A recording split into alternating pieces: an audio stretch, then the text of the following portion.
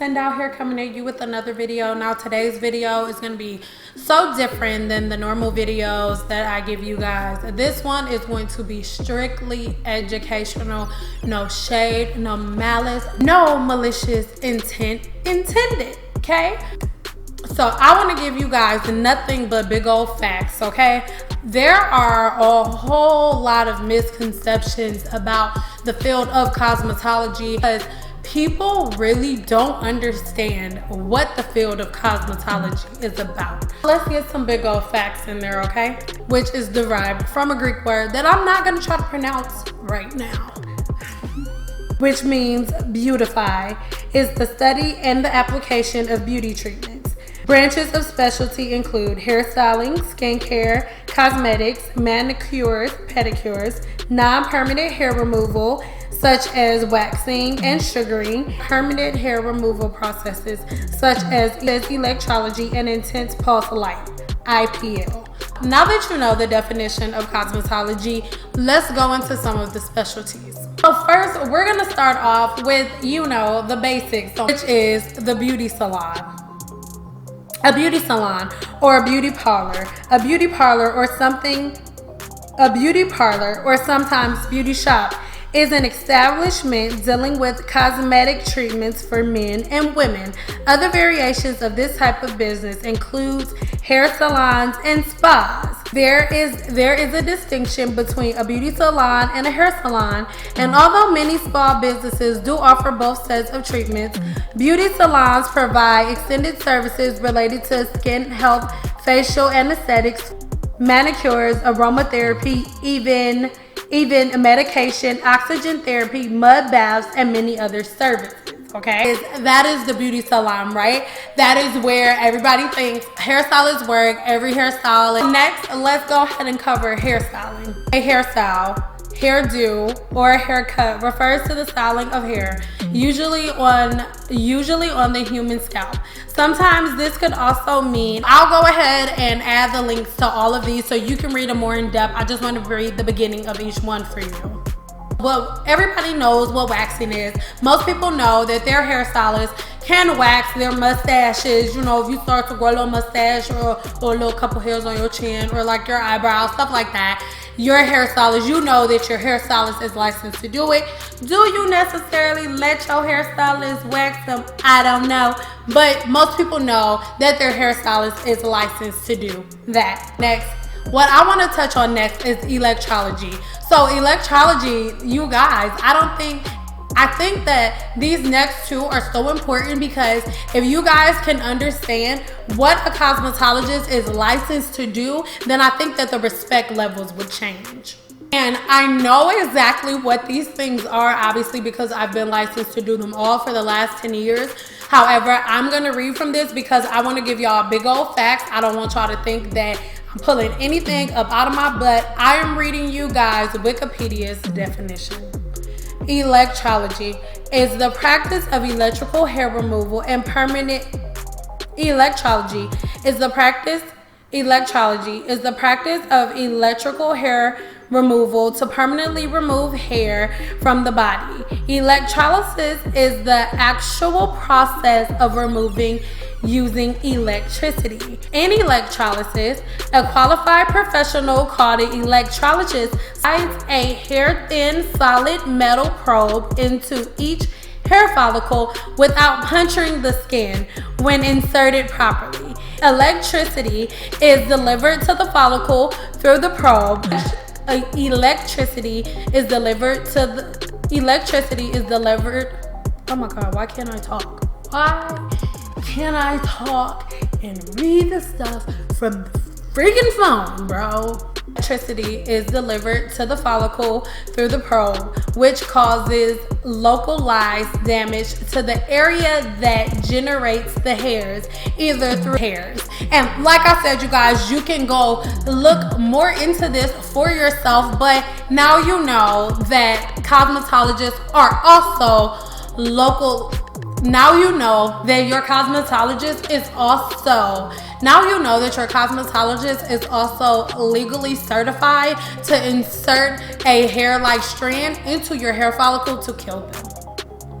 The last video that I did on my client that had plaque psoriasis, I got a lot of comments from people that were saying like, oh, she should go see a medical professional. The first thing that she needs to do is go ahead and see a medical professional. Well, baby, I am that professional that a person who has scalp psoriasis needs to go see, because I am a licensed cosmetologist. Let me explain. Licensed to do everything on your first couple layers of skin. After that, you will go see a dermatologist when it's something that needs medical attention. And by medical attention, I mean you would need some type of prescription. You need to get something from behind the counter, where you need to get something from a pharmacist, where you need a prescription written. Obviously, you would have to go seek a dermatologist. But most of the scalp conditions, a cosmetologist is licensed to treat. That's what our cosmetology license is for. The treatment of skin pigmentation, sun damage, and thread veins, as well as to alleviate the dermatological diseases such as acne. And then it gives you guys a whole bunch of different examples. I'm leaving all of the links and everything to this information in the description box below, so you guys can go and read it for yourselves. You do not have to take my word for it. So now that we got the science part out of the way and the literal parts out of the way, let's get real straight, no chaser. So I'm gonna let y'all know right now, if you are easily offended, or you can't take somebody being blunt or direct, you might want to go ahead and exit left, because your girl, yeah. So first thing I want to address, I had a client that found me here on YouTube, which she's absolutely amazing. Because we were talking about a couple of different things in hair or something, or like a braider or something like that. And I said, yeah, because I said something about having a oh yeah, because the hours out here are different. I was like, you know, it is a little harder to get your cosmetology license in Vegas. And she said, oh, you have to have a license to do hair? And she didn't mean it offensively or anything like that. She really just didn't know. And it just made me think like, oh my God, people really don't know. So let me go ahead and give you some background and the truth. So I've already told my background story on how I got started in cosmetology. I'll leave the link to that video below if you guys want to know, but I already made a video about that, so I don't want to talk you into that. So let's go ahead and fast forward to today, because y'all already know about everything that's happened up until now. When you go to cosmetology school, you don't learn any of the things that you guys go crazy and insane about visually. We didn't learn any of that in cosmetology school. And by that I mean frontals, weaves, sew-ins, all of that stuff. You don't learn any of that in cosmetology school. Now, it would depend on the school. It depends on the city and state. In Nevada, the hours for cosmetology are 1,800 hours. So that takes approximately a year and a half if you are going full-time. If you are not going full-time, then it takes about 2 years for you to finish. Mind you, when you are in cosmetology school, it is a full-time job. So let me say this. Any woman right now that is in cosmetology school that is over the age of 21, I take my hat off to you.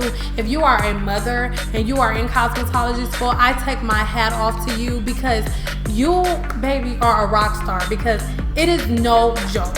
Let me tell y'all, for the ones who do not know what cosmetology school is like. When I was in cosmetology school, we clocked in at 8 o'clock and we did not clock out until 5:30. That is a full-time job. So that is why I say that if you have children, a husband, or if you're an adult in general and you're in cosmetology school, a woman, salute to you, because it is not easy. It is a full-time job, especially if you go part-time. And if you go full-time, it sucks even more, because then you have to go after you get off of your actual job. Okay? Cosmetology schools that people can go in and you can get serviced by somebody that is in school, but when you walk in there, they be like, okay, girl, you can come in here, girl, she's gonna do your hair, girl, but she ain't got no license, girl, so whatever happened, girl, that's on you, girl, it's gonna be $10, girl. So that's pretty much how it goes whenever you walk into a cosmetology school. There are students there on the floor that can do your hair. But this is the thing that you guys don't know. The people that are on the floor are at the end. They're about to graduate. Once you see the girls that are on the floor that are doing hair, they're going to be graduating within 4 to 5 months, okay?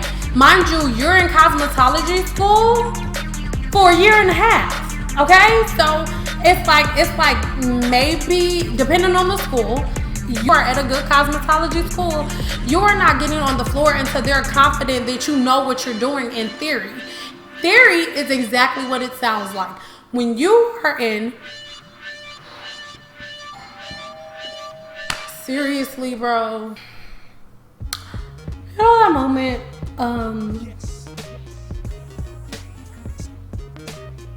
we're like doing something, if there are any creators watching right now, where you know you're kind of getting in your motion and putting the motion in the ocean and whatnot, and then something like really stupid happens.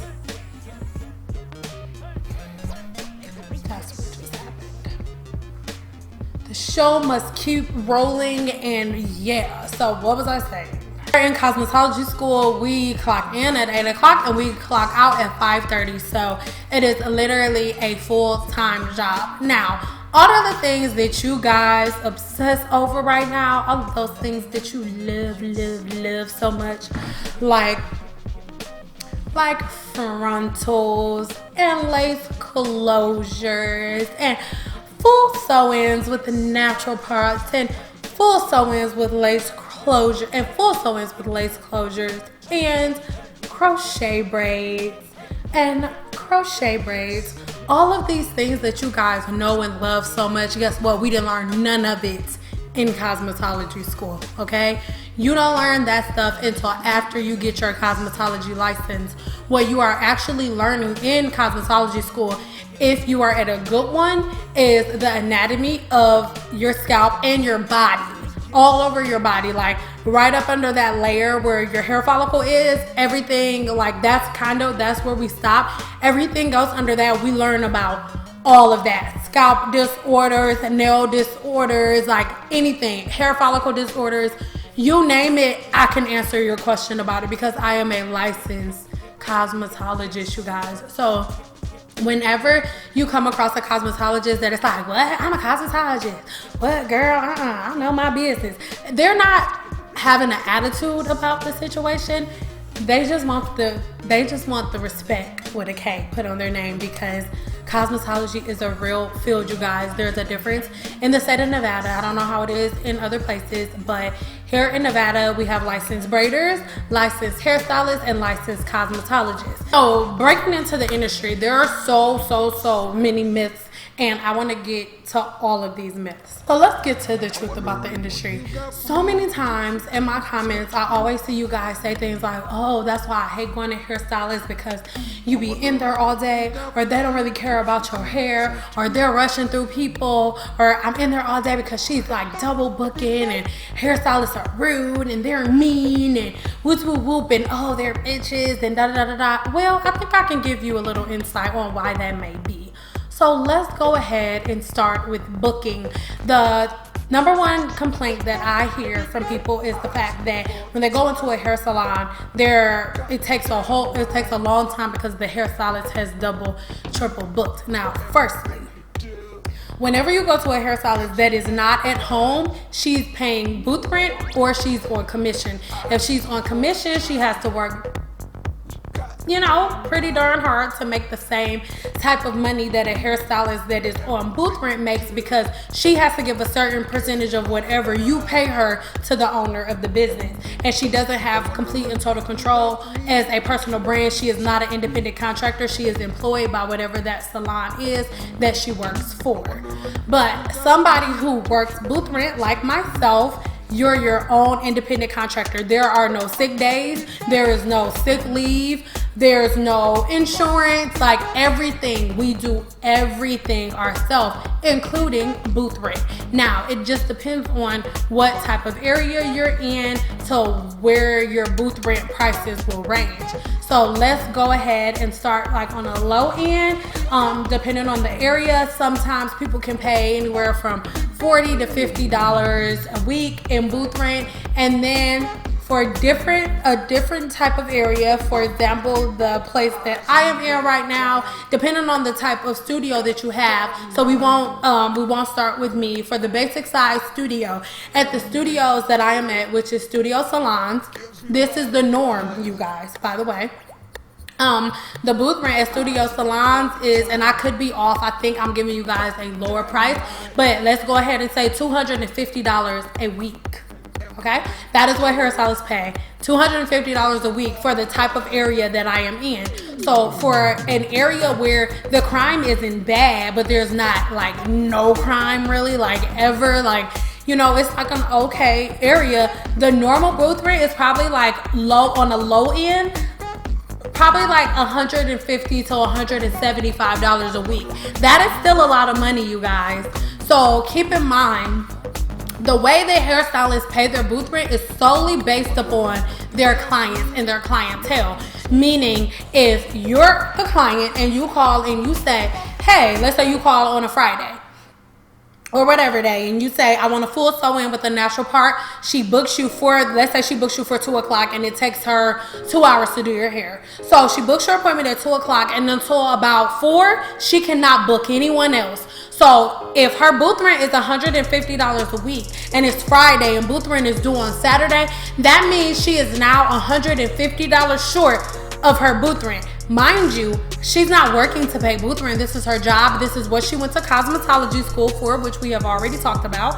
This is what she went to cosmetology school for. And she now has $150 missing and no way to recoup from it, right? And she has until Saturday to make that money. Now, I've been through that multiple times. Like I told you, I'll leave the link in the description box below so you guys can hear a couple of those stories. But it used to happen to me all the time. I would have my first client at like 6 o'clock in the morning or like 6:30. Yes, I used to work that early. And then my last one would be supposed to be at like 8 or 9. So I would be like leaving at 11, 12 o'clock. And out of all of those people that I had, maybe 2 of them came and the rest of them stood me up or called me at the last minute and told me that they were not coming. So I said all that to say this.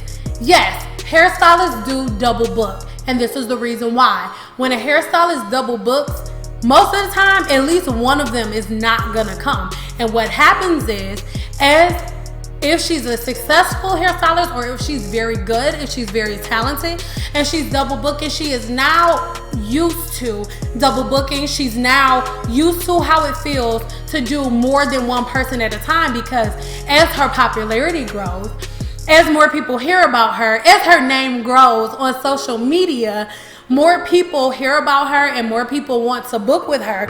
So she already has had this system going on. She's already had this system going on for years, where she double books people because time and time again people stand her up, and once again she has to pay that booth rent. She also has a phone bill and a light bill and a gas bill, because even though hairstylists make the profession look easy, that is not how it looks.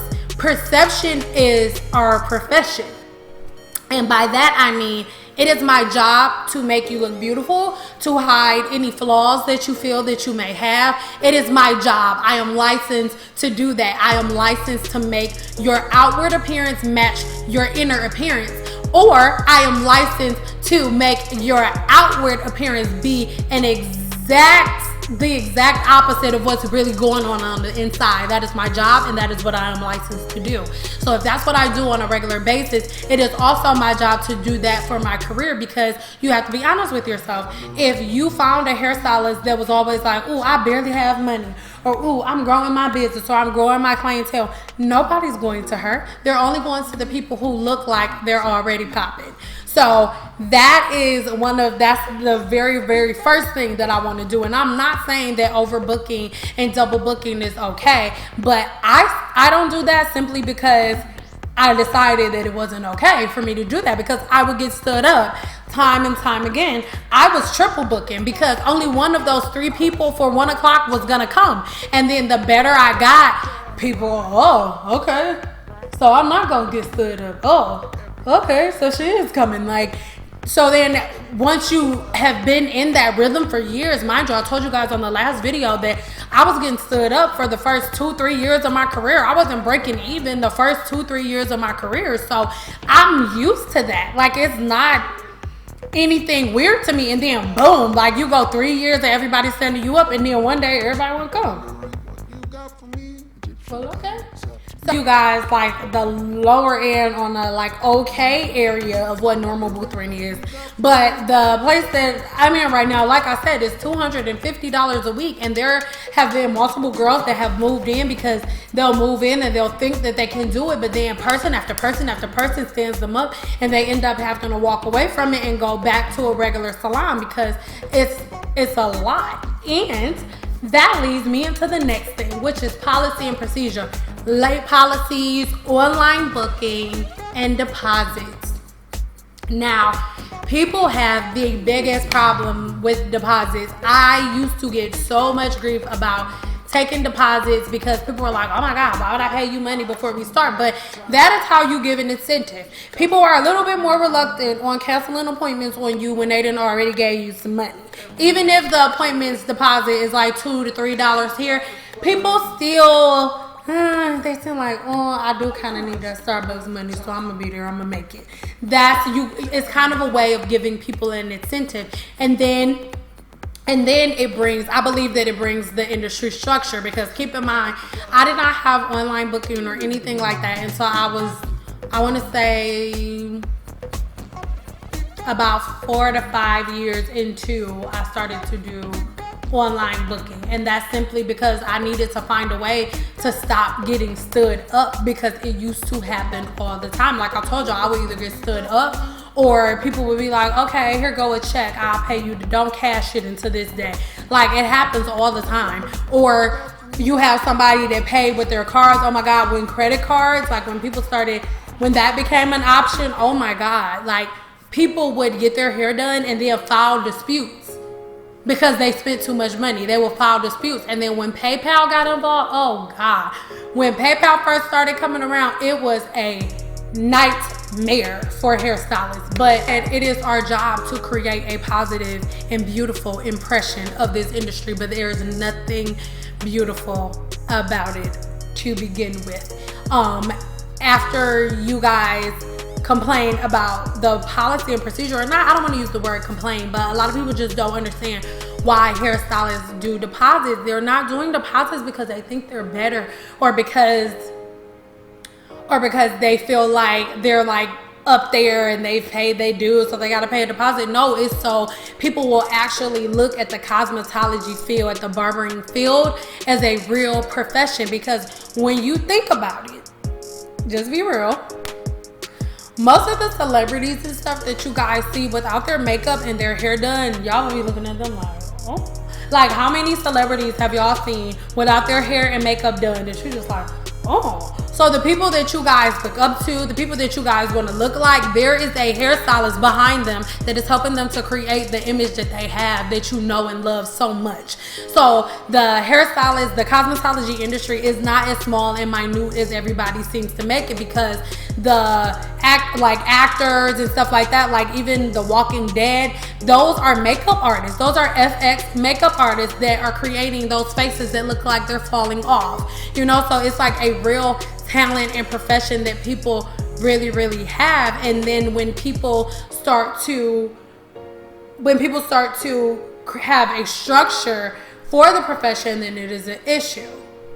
And this next topic is going to be controversial, and I know a lot of people are probably going to have a problem with this. However, this is what it is. The hair industry is segregated. You have the more ethnic African American side of the hair industry, and then you have the Caucasian side of the hair industry. People do not want to accept this, but this is what it is. And our hair shows are a little different. They're more cultured and things like that, but things are beginning to change as it pertains to the hair shows and things like that. Whereas I remember when I first graduated, when I first graduated from cosmetology school, it was only about hair. It was only about talent. It was only about your cutting skills. That's all it was about. Now it's not only about your skill level, it's about the way that you look, how you're dressed, how much money it looks like you have, how many followers you have on Instagram, how many subscribers you have on YouTube. Now that's what it's about. It's not solely based on and dependent on how good you are and how of a cosmetologist you are and how much you love your craft and your business. It is not 100% about that, and I'm not saying that that's how everybody at Brownells Brothers is. There are a lot of very, very, very talented professionals that go to Brownells Brothers, so that's not what I'm saying at all. But that is not the primary focus of it anymore. It's not. It's kind of turned more into a fashion show. A lot of people don't want to admit that, but that is what the industry has turned into in general. For example, when we went to promote ourselves before, they used to tell you to get business cards and go to pass out business cards and stuff like that. But now it's not like that anymore. Now you have to build a social media presence, and your popularity is based on how many followers you have. For example, there could be two stylists. Equally, it's great, but one stylist can have 100,000 followers on Instagram and one could have 2,000 followers on Instagram. The one with 115,000 followers is most likely gonna get that job before the person with 2,000 followers, because that's just how the world works. Unless the person who is looking for someone sees more than followers or more than what their initial perception was. That's just the reality of the industry that we are in now. So it creates a bigger it creates a bigger burden for hairstylists, because now you're not just worried about perfecting your craft. You're making sure that your weight is right. You're making sure that you're pretty. You're making sure that your makeup looks like perfection. You're making sure that your personality is infectious, so people will follow you and like you on social media accounts. So it's all of these things that you're focused on, and your actual craft and the love for the craft is probably on the back burner. You kind of get forced to move with the cloud and move with the cloud. I mean, you could move with the cloud, but move with the crowd and what everybody else is doing instead of creating your own lane. Most of the time, if you're moving in a lane or a plane by yourself, people looking at you like, ooh, what's wrong with her? The last things that we're going to talk about, and it's going to lead us to the end, and we'll do part 2 later, pricing. So throughout the industry, well, let's not even talk about the hair industry. Let's just talk about life in general, like money in general. It doesn't matter where you go, even the dollar store. I'll call you later. A price of milk. So for example, let's say silk almond milk. For the most part, it doesn't matter where you go. Even if you go to the dollar store, it will never be under a certain price and it will never be over a certain price. You're never gonna pay 25 cents for a gallon of almond milk, and you're never gonna pay $35 for a gallon of almond milk. It will always be around a certain price point. However, in the hair industry, you can go up the street to Mimi house, and Mimi need about $35 more for her light bill, so her weave's $35, $50 because she knows she's gonna be able to get people in, and she gonna use her hands to get it how she live. And then you have a hairstylist like me who makes her price point depending on the amount of labor that she entails, the price of the products that she's using, and the time duration of the service. Like it's like a medium price that a weave should have, you know. So let's go ahead and say anywhere from $150 to like $250, okay? Is the norm. Like that's the norm, because keep in mind, hairstylists are standing on their feet for 3 hours braiding hair. Depending on length, most of you guys don't want hairstylists to charge anywhere over, like, you don't feel that a hairstylist should add on $20 or $30 if the normal length of a weave is here and then your hair is like 20 inches long. People don't think that a hairstylist should charge more, okay? So let's subtract that. So we go ahead and put into, like, a hairstylist have to stand there for 3 hours anyway, 2 to 3 hours. And then after she braids your hair, then she has to go and use specific sewing techniques that she's most likely spent thousands of dollars cultivating and learning, okay? And then she was going to style it, make it frame your face, and curl it and make false extensions to look like they are growing out of your scalp, right? So that's the medium. But then you also have hairstylists who are charging people $3,000 for a sew-in. So there's no medium price. Like, nobody really knows what the real price for a sew-in is. So when you have people who are at the real medium price, it's like, oh, she charged too much because Mimi just did it for $30 and a pack of cigarettes. And then it's like, ooh, that's all you charge? Oh my God, like, she must not have that much of a clientele. She must not be that popular on Instagram because I charge $2,500 for a weave. Like, that's the norm. Those are the conversations that are had in the hair industry. So it makes it really hard for a hairstylist to find her place and exact to the hair industry. So you can't really, I don't really want to touch too much on, because I mean, Mimi, if you need your money for your light bill, girl, get your money for your light bill, girl. And then you didn't find somebody that's gonna pay you $2,500 for a full sew-in with a natural part, girl, hey, okay, like, whatever. So I won't get on that, but it's not that hairstylists charge too much. Honestly and truthfully, some people charge too little. Like, these $50 sew-in shops, like, hey, whatever, bite me, shoot me, whatever, they drive me insane. Nobody's gonna tell me that somebody's standing on their feet for 3 hours braiding, sewing in hair, cutting. Like, you use so many different techniques that you spent thousands of dollars to learn for $50, bro. Like, come on, bro. And it's like, you can't walk into freaking Macy's and be like, how much y'all charge for this bag?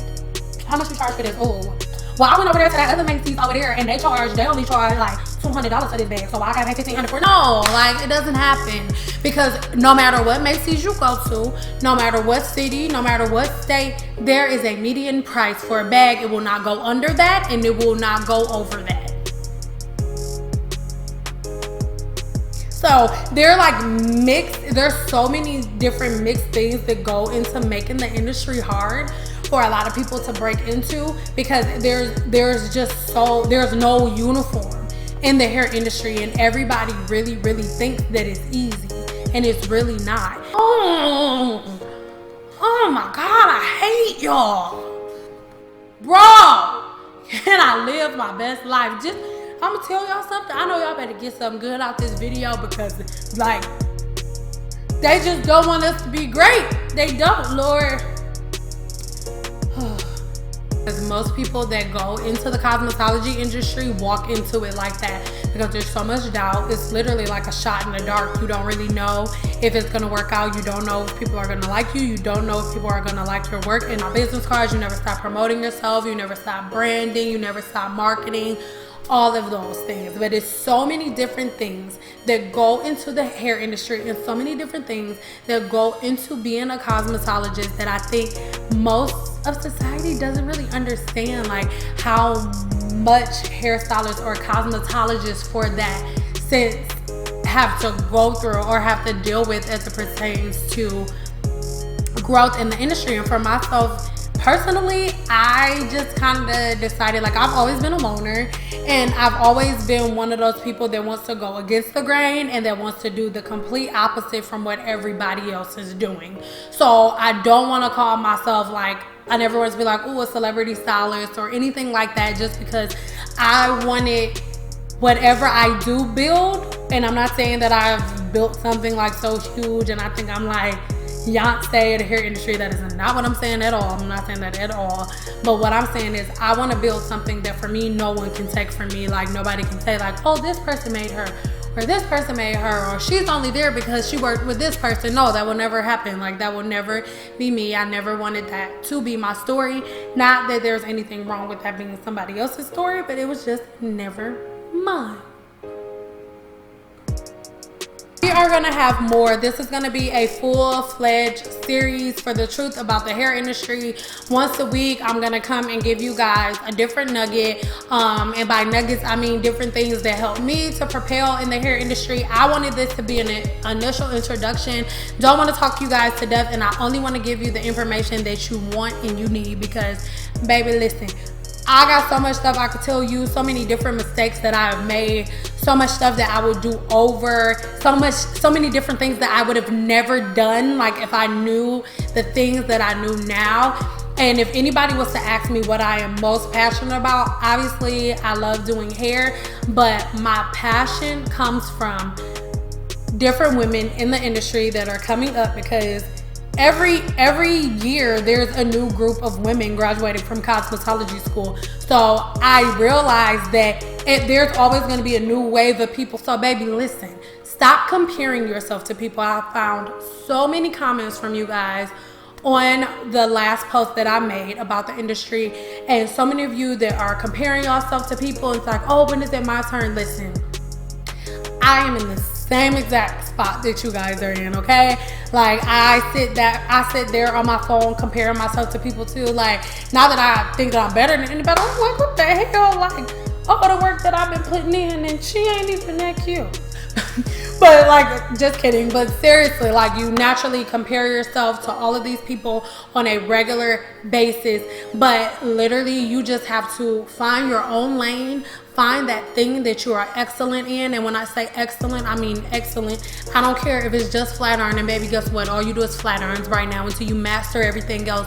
But hone in on that thing that you master, that thing about yourself that people like. For example, for whatever reason, y'all all like when I say girl. Like, I've been saying girl, like girl forever, girl. Like, I don't understand what the big deal is, girl. That's how I say girl. Like, I've been saying girl like this forever, girl.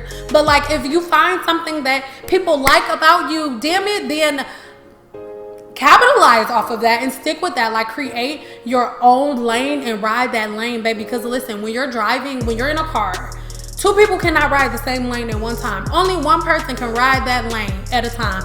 And guess what? There are a bunch of people in the damn lane. So there are gonna be people that get there before you. Like, yes, people are gonna make it there before you. That's something that I had to learn for myself. And I've just learned that maybe like within this year. And it's only August. Like, this is stuff that I'm just now learning. So let's end with this until our next one. Remember, leave your comments below. But think of this race and breaking through the hair industry. And I'm sorry, baby, this is for hairstylists. The beginning was for the people who don't do hair. That was for y'all, so y'all know what a cosmetologist is. Now I'm talking to the cosmetologists and the people in the industry. So think of this race as like a horse, right?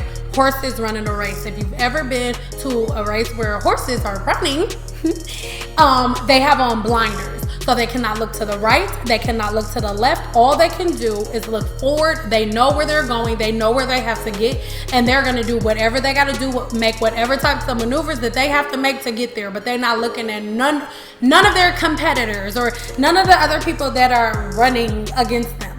So that's all y'all need to be focused on. Don't focus on anything else, and stop looking for plugs, okay? Like me, don't look for me as a plug. Don't look for nobody else as a plug. Like me, I don't look for a plug no more. It's this one rap artist that I love.